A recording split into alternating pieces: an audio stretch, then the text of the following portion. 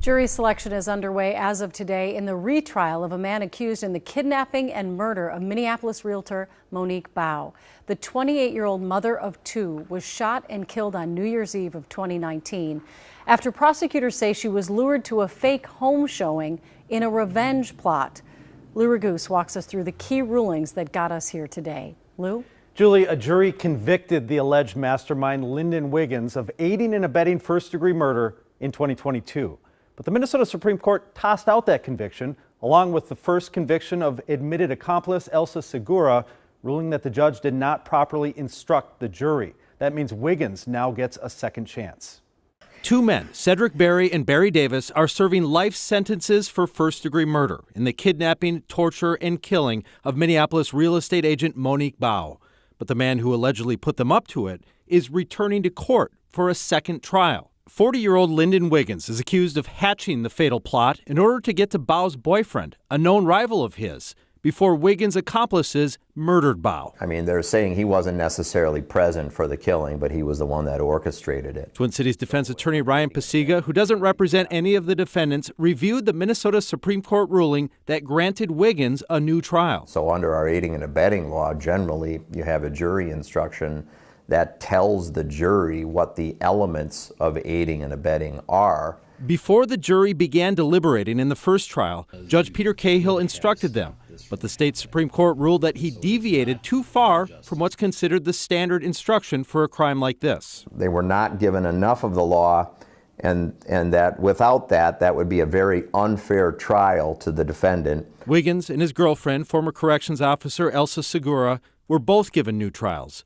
But Segura opted for a plea bargain that gave her 20 years in prison instead of the life sentence she originally received. At that hearing, she admitted acting like a potential homebuyer at Wiggins' request to lure Baugh into a trap where she would be terrorized. Pasiga says prosecutors should be able to use the same evidence in Wiggins' retrial, but they and the judge will need to make it clear what it means to aid and abet first-degree murder. On the final evening of the year, while fireworks were being arranged, resolutions were being written, and families were preparing to welcome a new beginning, one young mother in Minneapolis was simply focused on finishing her last real estate appointment of 2019. 28-year-old Monique Baugh had no idea that the final house showing of the night would be the last moment she ever stepped into a home as a realtor, a mother, or a friend. She had built her career on trust in clients, trust in her instincts, trust in the idea that hard work could create a better world for her two daughters. But on this quiet winter evening, that trust would be used against her in the most unimaginable way. Picture the scene: snow lightly dusting the sidewalks, street lights reflecting off windows like golden streaks, the world preparing to turn a page into a new year, and Monique, bright, ambitious, determined, heading to what she believed was just another showing for a potential buyer. She didn't know that someone was waiting. She didn't know that the appointment she accepted was never about a home. She didn't know she had stepped into the center of a plan she could not escape. As the clock moved closer to midnight, people across Minneapolis were planning celebrations, but officers responding to a series of calls would soon discover that something far darker was unfolding.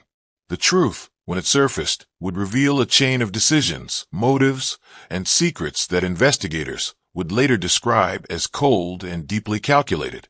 Because behind the scenes, far away from the peaceful image of a young mother meeting a client, another story had been forming. A story rooted in revenge. A story connected to someone Monique loved. A story orchestrated with such intention that even veteran detectives struggled to understand how one man could set so many events in motion without ever being physically present. It began with a single phone call. A simple request to view a property. A detail so ordinary it wouldn't raise a single alarm. But by the end of the night, it would become clear that this wasn't a coincidence, or a random act, or a misunderstanding. It was a plan, a setup, a trap designed with precision. And Monique, devoted to her clients and her craft, walked right into it. Her disappearance would trigger a frantic search. Her final moments would leave investigators heartbroken. And the truth behind why she was targeted would shake her community to its core. This is not just the story of a crime. This is the story of a young mother whose life was entwined with a conflict she never chose, and how a seemingly normal appointment on a winter evening became the doorway to one of the most shocking cases Minneapolis has ever seen. As we move deeper into this story, we will uncover the deception, the motives, the hidden feud, and the final moments that changed everything. This is the story of Monique Baugh. Welcome to Lat True Crime Stories. I am your host. Today we are breaking down one of the most twisted cases you've ever seen. If you're new here, hit that subscribe button, smash the like button, and leave your comment to tell us where you're watching from. Let's build this community together. Now let's get into it. Action is underway in a retrial of a high-profile murder case. Lyndon Wiggins was initially convicted 3 years ago in the murder of 28-year-old Monique Baugh, a real estate agent who was killed on New Year's Eve of 2019. Fox 9's Rob Olson is at the Hennepin County Government Center tonight. So, Rob, let's just hit the reset button here first in this case, which involves 5 defendants in total. Yeah, and 5 convictions over the past several years for those 5 defendants as well. But in 2 of the cases, the state Supreme Court overturned those. Now, one of them, the defendant then decided to take a plea deal rather than a retrial. But in this case, Lyndon Wiggins decided to take the retrial, and that is why we are here. Jury selection began today, and opening statements in this again set to begin next Monday. And Rob, let's go even further. So viewers might remember this case, really heartbreaking story. Monique Baugh was a real estate agent who was lured to a home to show on New Year's Eve of 2019. But those messages were a setup. So just kind of walk us through what happened. Yeah, and that's what came out in the criminal complaints, and certainly in the trials, is that there were some messages by one of the defendants, the one that ultimately then took this plea deal, luring her to this home in Maple Grove for a showing. When she got there, though, then she was basically kidnapped and bound and put in the back of a moving truck, ultimately then killed and put into an alley in Minneapolis where her body was found. Again, the arrests soon followed, as well as the indictments and then convictions. Again, 2 of them overturned, 1 now being retried. But it's been an ongoing case now for nearly 6 years here that the family thought was done. But again, 1 more trial here to get through. Yeah, Rob, and with those disturbing details that you just mentioned, one might ask, how was it that this one defendant, Lyndon Wiggins, ultimately got his original murder conviction overturned? Yeah, and he was sentenced to life in prison without parole as well. His attorney had appealed the case on a couple of different grounds. One was denied, but the other one was essentially a technicality with jury instructions that went in his favor. So it was really just literally that, a technicality that then brings us back here to a retrial, with Wiggins then facing a jury again, and the family again facing going through yet another trial here. And Rob, a few years has passed now, and you spoke with Monique's mother today. How is the family doing, as, you know, this is kind of like them having to relive some of this all over again in court? Yeah, and many, many times over. She said it's extremely, extremely difficult. That, you know, I was telling her, you know, that time heals, but it seems like in this case, time is not letting you heal. And she said, no, I mean, we keep being reminded of what we're missing here. But she said she would prefer to have to go through this trial again than not have a trial at all and not get justice at all. Here's a bit of our conversation. I would rather go through this 100 times knowing that we're going to get justice for Monique. And I know, hopefully we get it this time and it stays. But again, I would rather go through it 100 times than not go through it at all. Yeah, you can hear that, and she's bracing for this again, this trial to begin next Monday. And she mentioned too that Capella Tower here in Minneapolis will be lit up in honor of Monique's birthday on October 17th. Colors chosen by her daughters, pink, sky blue, and purple. She would have been 34 years old on the 17th. Wow, this family has had to go through so much over the years, so hopefully they will finally be able to heal. To understand what led to the final hours of Monique Baugh's life, we first have to understand who she was, what she stood for, and how her path became intertwined with people she never could have imagined. Monique was more than a realtor. She was a dream builder. Every morning, she packed her ambition the same way she packed her planner, her keys, and her phone. She loved helping families find the homes where their futures would unfold. For her, real estate wasn't just about property. It was about people. It was about stability. It was about creating the foundation she wanted for her 2 little girls. Friends described her as warm, sharp, and quietly resilient. She moved through the world with a soft confidence, the kind that made clients trust her instantly and made coworkers admire her sincerity. In an industry often rushed and competitive, Monique brought calm. She believed in patience, in communication, and in doing things the right way. But behind her steady rise in real estate, her personal life carried complexities that would later play a devastating role in her story. Monique was in a relationship with John Mitchell, a man who, despite caring for her and their family life, had connections to a world Monique wanted no part of. He had been involved in a dispute with a man named Lyndon Wiggins, a conflict rooted in money, mistrust, and a lifestyle Monique had never participated in. It wasn't her world, but she knew it existed around her. And like many young women trying to separate love from circumstance, she tried to navigate the shadows without letting them touch her children. She didn't know that someone had been watching, someone who believed that hurting her was the most effective way to hurt him. Meanwhile, as Monique's career blossomed, she was becoming increasingly visible online. Listings, virtual tours, client interactions.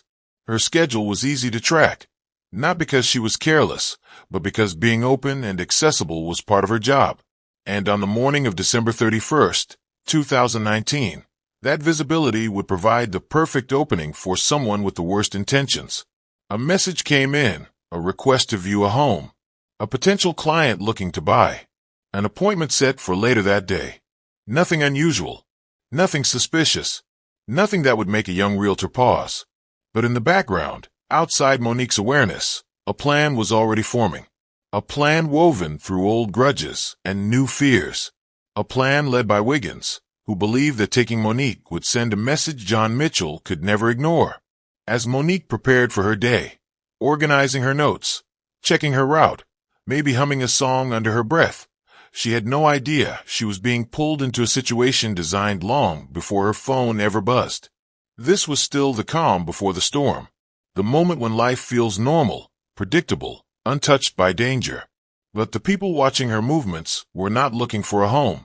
They were waiting for the perfect moment to strike. The moment Monique failed to respond to her phone, her family felt a shift, a tightening in the air that only a loved one can sense. She was responsible, communicative, predictable in the best way. Silence from her wasn't normal. And before long, that silence became a ripple of worry moving through her circle of friends, colleagues, and loved ones. Meanwhile, law enforcement began piecing together the first fragments of the puzzle. A neighbor had seen a moving truck. A camera had caught unfamiliar figures near the property. Phone records revealed a series of calls and messages that seemed too coordinated to ignore. What initially looked like a missing person case was now sounding like something deeper, something intentional. Detectives began analyzing the file showing Monique attended. The name used to book the appointment was false. The contact information led nowhere. The truck seen at the property had been rented under another name entirely. This wasn't a misunderstanding. This wasn't a spontaneous act. This was preparation. And then another call came in, one that widened the entire investigation. Julie, prosecutors believe that the killers kidnapped Monique so that they could find her boyfriend, John Mitchell Momo, a Twin Cities rapper. He spent much of the day on the witness stand, and he talked with me about it after his testimony finished. For the second time in a Hennepin County courtroom, John Mitchell Momo stared down the man he believes wanted him dead, the man charged with killing Momo's girlfriend, Monique Baugh. Momo testified against Lyndon Wiggins. So I think it's unfair that I'm forced to come back and reopen wounds over and over again. Prosecutors say Wiggins was a record producer who signed Momo, a hip-hop artist, but the two men had a falling out. Momo testified that Wiggins was cut out of the record company, blamed Momo, and hatched a plan to get to him through Monique. The unspoken rule that everybody knows, right, is women and children are off limits, right? So I would respect it if they would have just killed me and left her alone. In opening statements, prosecutors told the jury that Wiggins is the thread that tied together the three other defendants, the two killers and Wiggins' girlfriend, who admits setting up a fake house showing to trick Monique, a real estate agent, so that she could be kidnapped. Wiggins' attorney Sarah Gadd told the jury the other three defendants had their own motive to get to Momo because of a video he posted to social media showering with money. Gadd said Wiggins cared for Momo and Monique, but Momo, the surviving victim, says that's not true. Just a whole bunch of BS. And then they're just lying about all sorts of stuff. It's crazy. Monique's boyfriend, John Mitchell, had been attacked at his home the same evening she disappeared. The timing was too close, the intent too clear. He survived the assault, but the message was unmistakable. Whoever orchestrated this was targeting both of them. This was no random crime. This was a retaliation. As detectives dug deeper, one name surfaced again and again: Lyndon Wiggins, a man known to investigators, a man with unresolved tension toward Mitchell, a man who believed Mitchell had crossed a line in their past dealings. And as officers followed virtual breadcrumbs, social media connections, phone location pings, traffic camera footage, a chilling realization crystallized. Wiggins didn't need to be physically present to make things happen. He had influence. He had resources. He had people willing to act for him. The pieces aligned with unsettling precision: a fake home showing, the U-Haul truck, coordinated calls, the attack on Mitchell, and the final location where Monique was found. Every thread led back to the same source. As the truth came into focus, the emotional fallout began spreading through the community. Monique's co-workers struggled to understand how a friendly home showing, something they all did daily, could be turned into a weapon. Her family wrestled with grief, confusion, and the paralyzing realization that someone had exploited her kindness and her profession to send a message she never deserved to receive. Investigators worked tirelessly, driven not only by the evidence, but by the weight of the story unfolding before them. A young mother whose only intention that day was to work and return home had been caught in a feud she played no part in. And the closer detectives came to the truth, the more determined they became to bring justice to her name. As charges were prepared and arrests were made, one thing became painfully clear. This wasn't a crime born out of impulse. It was born out of calculation, and it reshaped every life it touched forever. The conflict was no longer hidden. The motives were no longer a mystery. Now came the hardest part: seeking accountability for every decision that led to the moment Monique's life changed and ultimately ended on a cold New Year's Eve. As detectives closed in on the truth, the final act of this heartbreaking case began to take shape. What had started as a confusing disappearance had now become a fully illuminated portrait of a plan fueled by anger and retaliation. And at the very center of it all stood one man, Lyndon Wiggins, whose decisions set every tragic moment into motion. Investigators built their case brick by brick.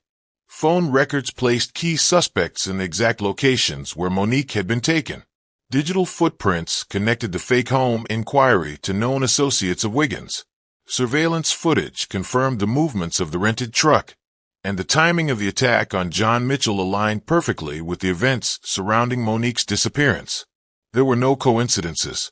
Every step, every call, every action had been deliberate. When authorities finally arrested Wiggins and the accomplices who carried out his plan, it marked the beginning of the justice process, not the end of the story. Courtrooms filled with quiet tension as prosecutors laid out the full narrative: how a personal feud had escalated into a chain of decisions that harmed people who were never part of the conflict. They emphasized the level of planning, the intent, and the devastating impact the plot had on Monique's family and her community. Wiggins was charged with multiple counts, including kidnapping, murder, and conspiracy. His associates faced their own charges for their roles in carrying out the plan. One by one, the individuals responsible were held accountable. It didn't erase the pain, but it brought a measure of justice. Justice that Monique's family desperately needed to begin healing. Thanks for joining us tonight. Today, for the first time, one of the alleged accomplices in the murder of Twin Cities realtor Monique Baugh has admitted her role to the plot. But it resulted in a lessened prison sentence following a Minnesota Supreme Court ruling. Baugh was kidnapped, tortured, and murdered after she was lured to a real estate appointment in Maple Grove by Elsa Segura. Segura was one of 5 people convicted in connection to Baugh's murder. But on appeal, the Supreme Court overturned Segura's case. KARE 11's Lou Raguse was in the courtroom when Segura accepted a plea deal. He joins us live now from the newsroom. Lou? And Julie and Lauren, after being sentenced to life in prison for aiding and abetting first-degree murder, Elsa Segura is now going back to serve a 20-year sentence after pleading guilty to kidnapping instead. And it was a gut-wrenching court hearing, as all of them related to this case have been. For the first time, Segura admitted using a fake name and a burner phone at her boyfriend's request to set up a phony house showing with Monique so that she could be kidnapped by other accomplices.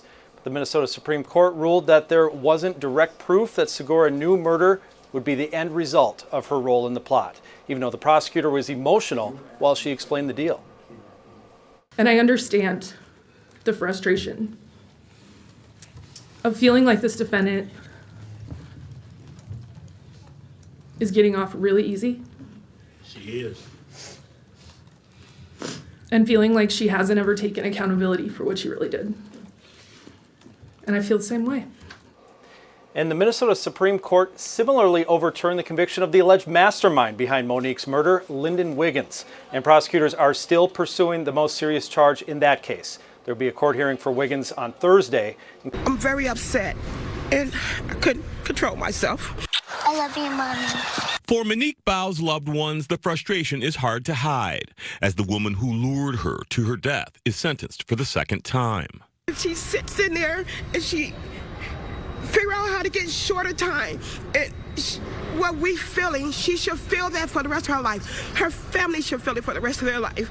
Elsa Segura was originally sentenced to life in prison after being convicted of aiding and abetting premeditated murder for using a burner phone and an alias to set up a fake real estate appointment with Baugh in Maple Grove. Baugh was kidnapped, tortured, and eventually killed by some of Segura's accomplices. But the state Supreme Court overturned Segura's conviction, saying prosecutors didn't have direct evidence that Segura knew Baugh would be murdered as a result of the plot, and returned the case to Hennepin County for a retrial, which was supposed to start next month. But in a plea agreement, Segura pled guilty to kidnapping in exchange for a 20-year prison sentence, a move prosecutors believe will prevent another appeal. Anytime there's a trial, there's probably going to be an appeal. But when someone pleads guilty, there can be an appeal, but people are very unlikely to prevail. So we would consider this the end of Ms. Segura's case. But Baugh's family says going from life in prison to 20 years, which with time served and good behavior means Segura could get out in 10, doesn't feel like justice to them. Not one time you apologize, not once. But you can sit and you can figure out how to get your time cut short. That's not acceptable. Now, the alleged mastermind behind this plot, Lyndon Wiggins, also had his conviction overturned, and he'll be back in a Hennepin County courtroom on Thursday. For her loved ones, the emotional reckoning came in waves. Her family mourned not only the loss of a daughter, sister, and mother, but the way her kindness and professionalism had been manipulated. Her co-workers in the real estate community struggled with fear and heartbreak, realizing that someone could weaponize the everyday tasks they performed without a second thought. And the city of Minneapolis grieved the loss of a young woman known for her warmth, her dedication, and her unwavering love for her children. In the months that followed, vigils were held. Candles were lit, stories were shared, and Monique's name became a symbol, not of tragedy, but of resilience, love, and the importance of protecting those who work alone in fields built on trust. Her daughters will grow up knowing they had a mother who worked tirelessly to create a brighter future for them, and they will also know that a city stood behind them, fighting to honor her memory. As we close this story, it's important to remember what this case teaches us. Violence doesn't always begin with loud warnings. Sometimes it begins quietly, with jealousy, resentment, or unresolved conflict. But the impact is never quiet. It echoes through families, through communities, through time. If Monique's story moved you today, honor her by spreading awareness. Share her name, share her story, and help protect those who dedicate their lives to helping others.